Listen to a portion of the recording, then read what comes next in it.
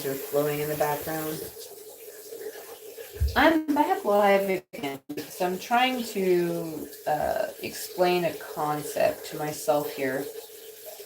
And whenever I find myself talking to myself, so like, I just start recording because then it's like, oh, look how legit to her YouTube channel. I mean, maybe I'm making excuses, but let's see that I'm in grocery outlet and I'm having a moment. It could be something like, okay, I'll give you an example. I can smell cancer. I'm not lying, I can smell cancer. When humans have cancer, I can smell it. How far can I smell it? It depends on the day, but like when I lived on a cul-de-sac in the mountains, one of my neighbors got cancer and I could smell the cancer from her house. If the wind was coming down the street towards me, I could smell it 2.5 houses down. Other times I couldn't smell it till I got like a half house away from her house. It's a very strong smell. I looked it up on the internet because it was like, how common is this, right? And it said that like something like 1 to 3% of women employed in a nurse type position in a hospital, like it could be a phlebotomist, a nurse, like some sort of nursing type position, like you have to go verify, go look it up, go fact check. But that they can actually smell it. They can smell the disease. I guess you call it a disease. So I have been trying to figure it out because I've noticed that pretty much any person can have a smell like cancer for like less than a split second and have it go away. Like it could just be in the air nearby and then it moves on. And it's a weird thing because they say that all humans have a certain amount of those cells in their body. And it makes me kind of like wonder if, or just chronically just correcting the imbalance. And that's what all humans are doing, like all the time. It's a skin smell. Like, I was trying to get a normal person to try to smell it. I would try to get them to get a baseline. I would have to like get your own breath, your own hot breath, and put it on your arm, like between your elbow and your wrist, and blow steamy breath, and kind of like hold your breath for a second, and then like maybe put a little spit on the tip of your nose, and then breathe in and smell your own skin. I know this sounds weird, but if your skin smells like earthy, coppery, there's like a variety of smells, that's fine. All those smells are normal. White people get a copper smell a lot of times. People get like a different kinds of dusty, kind of like those normal smells. That means your body's kind of like the balance is good.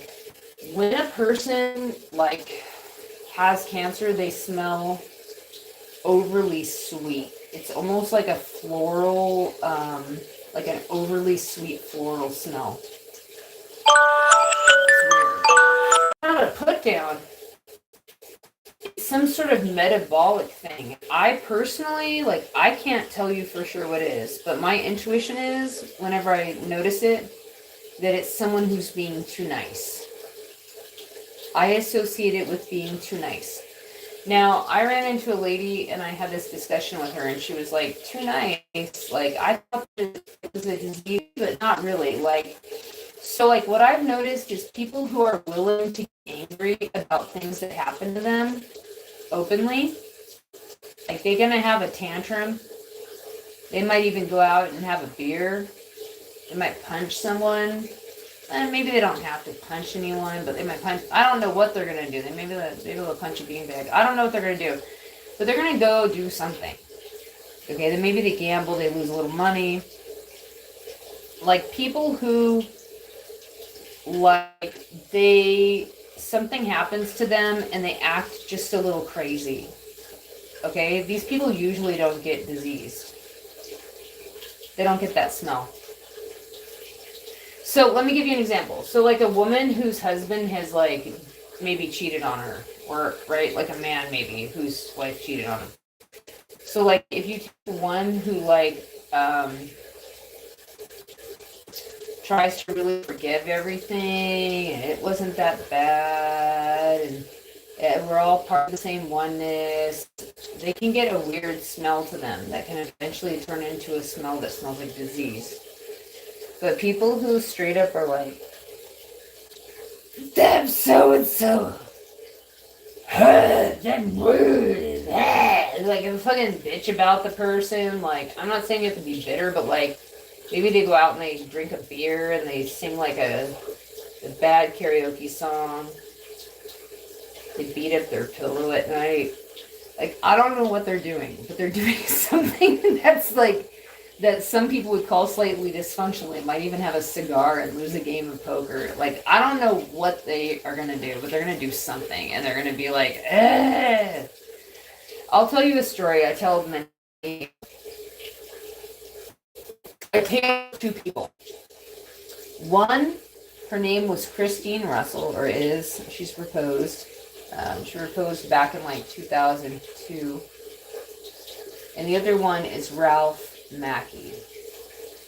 And he, I believe, proposed sometime in the late teen 2000s, like sometime after 2015, but I could be wrong. Now, these two were deeply in love at one point, as far as love is concerned, and they had a baby, and they lived in Michigan,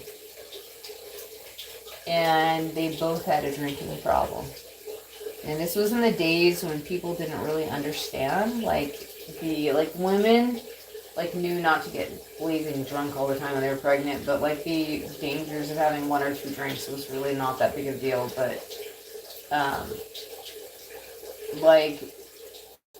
they both like to party with alcohol and like go to work and try to live normal lives. But after the baby was born, it kind of fell apart, and Ralph stopped being able to hold a job, but Christine still could. And one day she left him with the baby, and she came home and he had passed out and something had happened, and he broke a table over her or something like that, and they broke up. And then for the rest of his life he stayed single. Now, this man had an IQ of 163. He told me that once, and I don't think he was lying. He was retired Navy. He had an honorable discharge, and he was in submarines. He told me that they would go down in the submarines, and they would get these little scratches and shit from just regular work, and they wouldn't heal until the submarine went above water. And then they could put their skin out in the sunshine. And lo and behold, the scratch would go away. And he's like, you don't know how much sunshine actually sunshine actually cures a lot of stuff that we don't really think about. It helps with a lot of psychological stuff, and we focus sometimes on the negative parts of it, but it does have benefits.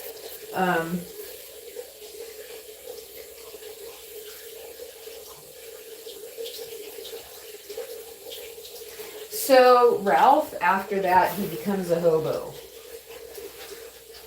And he's got a Navy pension, so he's never really broke.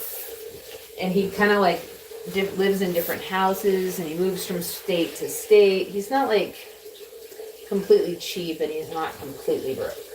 But he will hop trains, and he will get drunk, and he sings. When he gets drunk, he sings "Bye Bye" Miss American Pie. Drove my Chevy to the levee. And he cries a lot about how he lost the classiest woman he ever knew. And he doesn't know what happened, but he went temporarily insane one day.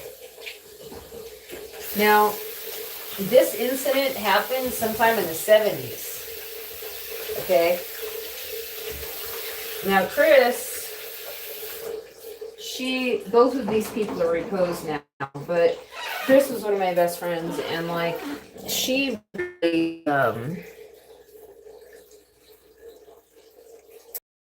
they both kind of, I guess they both really loved each other, but this incident, neither of them would tell me all the details of it. I still to this day do not know all the things that went on that night with the kitchen table being broken over her and what abuse happened. But it was so bad that they never really disclosed the whole thing.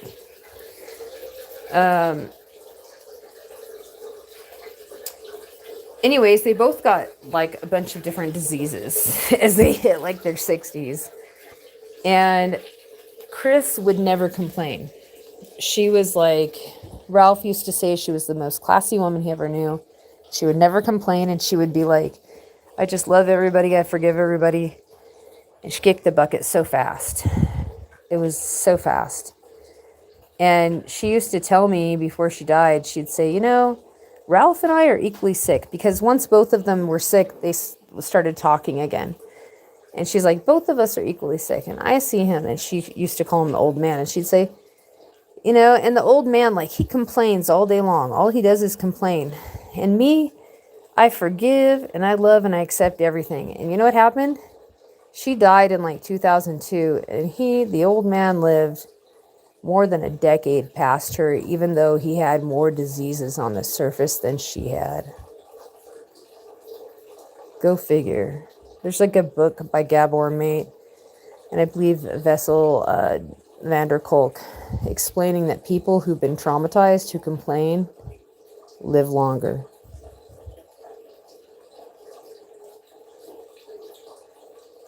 Weird, wild stuff.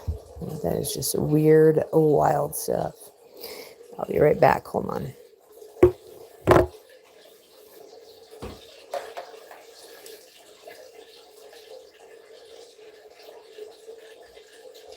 I'll tell you what, like, after that incident, I was like, I am now officially a complainer.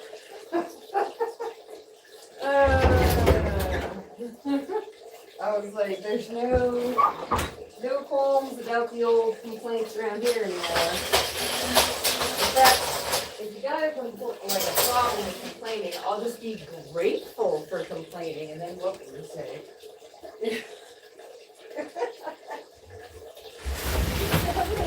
But if I'm grateful for complaining, then how can you call it an ungrateful thing to complain if I love to complain and I'm open about it?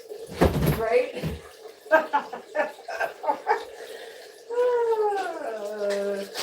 Oh man, I was like, it reminds me of, quite frankly, it reminds me of, what's his name? Eckhart Tolle. He's hardcore on the ego death stuff, you know, Eckhart Tolle, but at the same time, it's like, I don't know.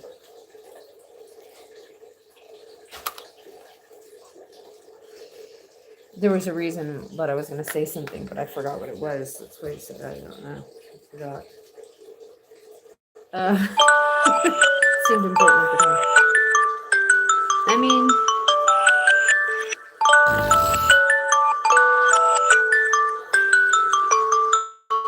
I have a mom, an earth mom, and then I have 3 other adjuncting or auxiliary mothers, second mothers that you'd say, and they're all interesting. So the OG biological is Yvonne, right? Yvonne is like Sagittarius, most philosophical of all the signs, as Jim Morrison would say. And boy, when I'm around Sagittariuses, I can tell. And the energy of them is just that time of year. Like, they have such an exuberance for life, you know, in general. I mean, they're kind of delightful. And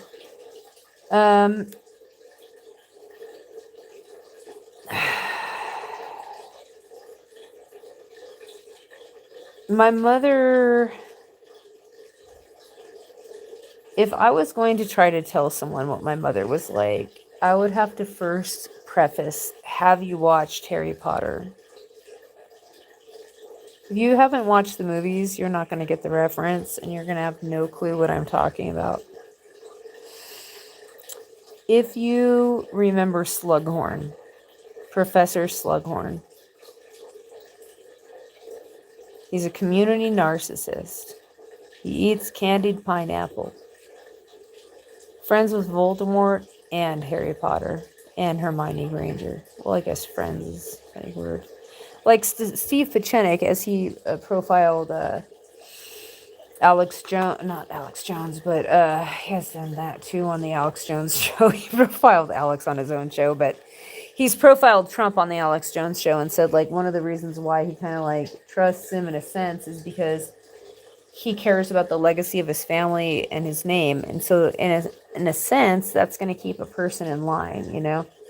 And similarly, like Slughorn, he has a community narcissist streak when it comes to those kids in his classroom. And even though, you know, he's Slytherin and the Death Eaters would love to get him like, you know, on his team and he has to disguise himself as a couch or a lounging chair.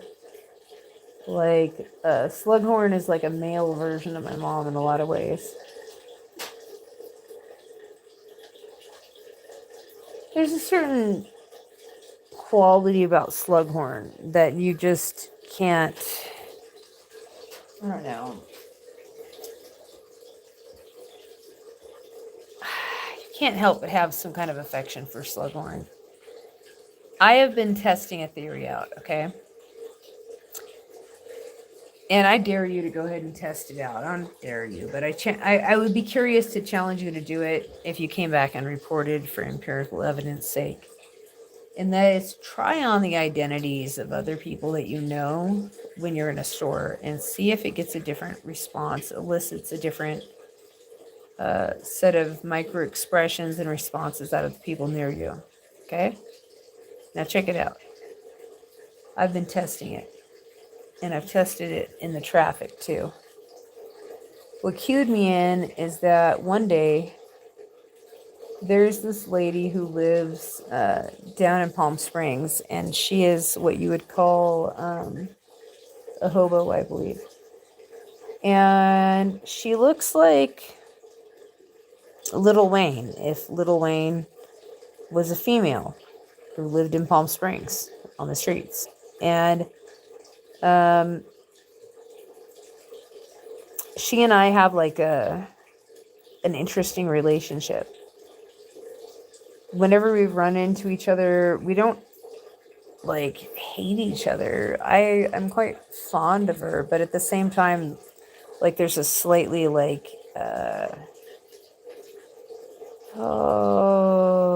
how do you call it? Like a friendly sparring. Nobody really says anything mean to each other or anything like that, but like there's a little bit of like it's friendly, but like sometimes I'll say hi to her and she'll ignore me. Okay, that's a good example. And so there's other times that she gets more enthusiastic to see me and then I'm not as enthusiastic to see her. And it's always one or the other. Like one of us is more enthusiastic. And so one day I'm down in Palm Springs and I'm going to this like really good deli. If you're ever in Palm Springs, called the 500. It's so good. Oh my God. Oh my God. Some food will take you to another realm.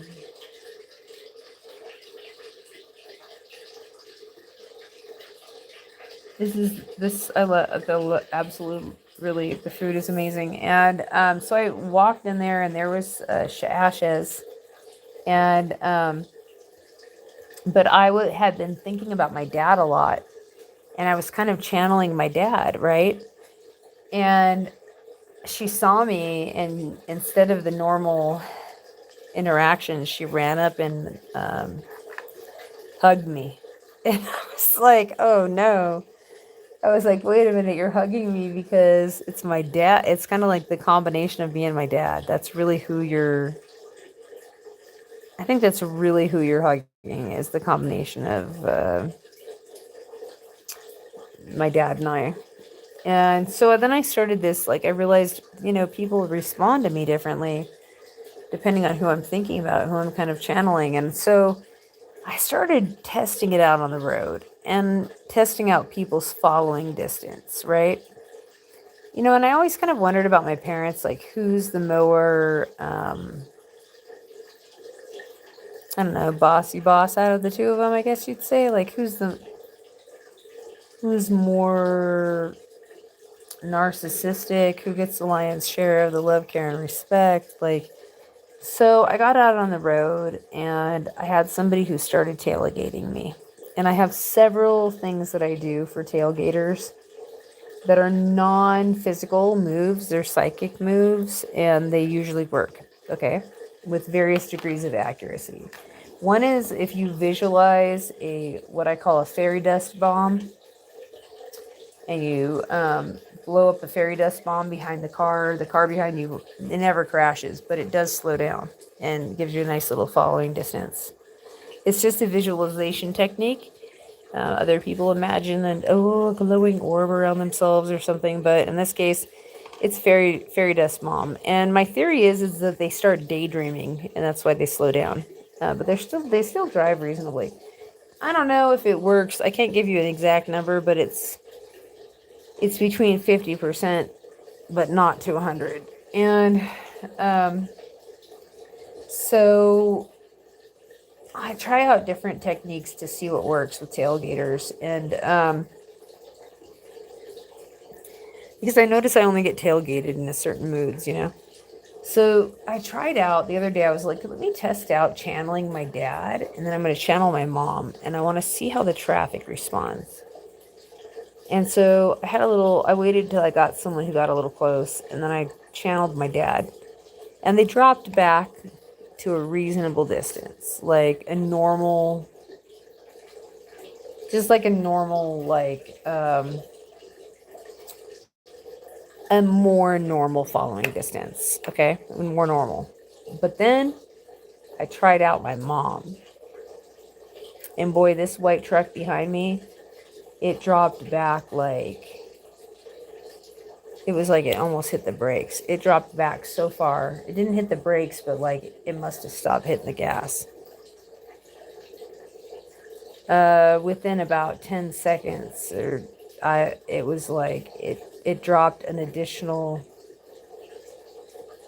shit. It gave me like another additional like 70 feet of following distance to 100. Like, that's pretty decent, like addition. It was pretty far back. It added a goodly distance. Let's just say like it just dropped right back. And I was like, this is really interesting. I've always wondered, because my dad always gave my mom a lot of respect. And I always wondered about that. And so I was like, okay, I waited till I got in the grocery store. And the next time I was like in grocery outlet, and there was this guy in front of me. And he had like a beard. He has like a beard, and honestly, he kind of looks like he's probably a musician, probably plays like at Pappy and Harriet's or something locally, and like has a minor following. He kind of like gave off that like he's used to like or maybe he's traveling through town. He's used to a little more pushy vibe or whatever, and I could feel it, like, because I was just kind of spacing out. And so I felt it kind of like a pressure. And then I was like, I don't know, like a pressure, but like a uncomfortableness. And then I thought, all right, this is a great person to test it on, because I was kind of spacing out. And then like came upon this vibe. So I got in line behind him in the grocery outlet, and I like was observing him real closely. And what I did is I first tried out my dad. And his vibe towards me like changed. Like he kind of like got a more relaxed posture. He kind of backed up from me a little bit, but like not too much, just like to a more comfortable distance. And I was like, okay. still looking at the checker in front of him. And then I was like, let me try out Mama. So then I channeled my mom. Suddenly, he not only looks down, he looks down and away. He starts looking away from me.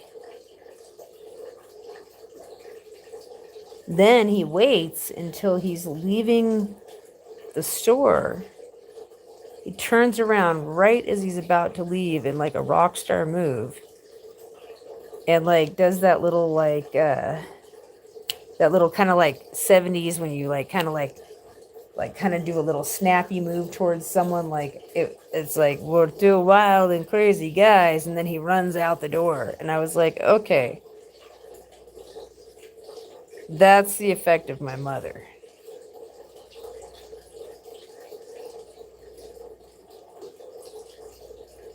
It makes sense.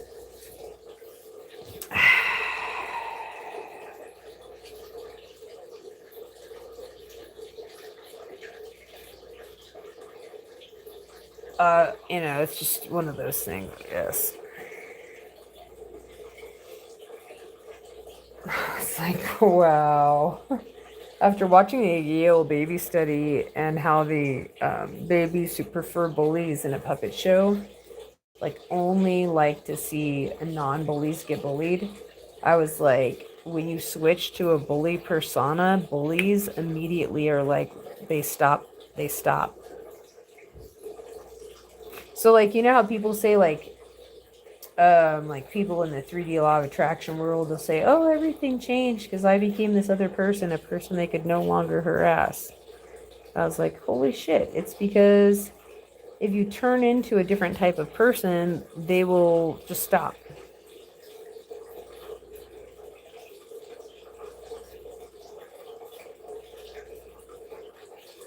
I don't even want to tell you. One time I tested out, I was doing an experiment. I'm still doing it, obviously. This most recent experiment was just like, I'm doing it all, experimenting all the time. So one of my experiments was about a year ago. I was noticing that when I was watching certain people, I was noticing that when I was channeling certain people, I was getting a different response. And so I tested something out, and I tried channeling Diddy.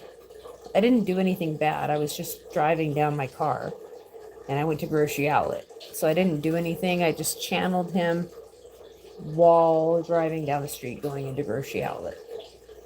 And I got to Grocery Outlet, and it was like 7:30, and it turned out, or maybe it was 6:30, but whatever it was, they didn't open for half an hour. And so when I went up to the door, and the door was shut, and I went to turn around and go away, and they opened it, which was really surprising. And they were like, we don't open for half an hour.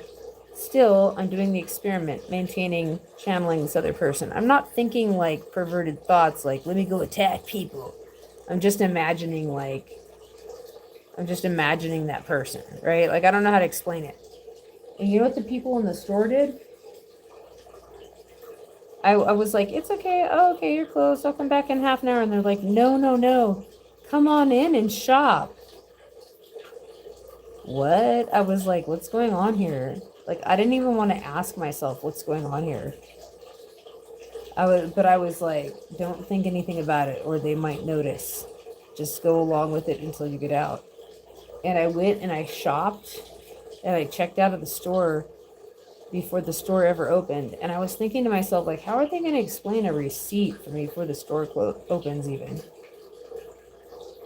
Like, what's the rationale? Like, what would cause people to just let me walk in a store and shop while the store is closed?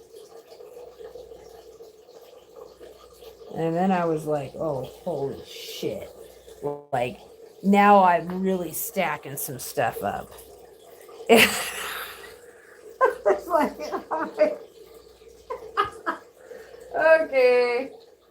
okay.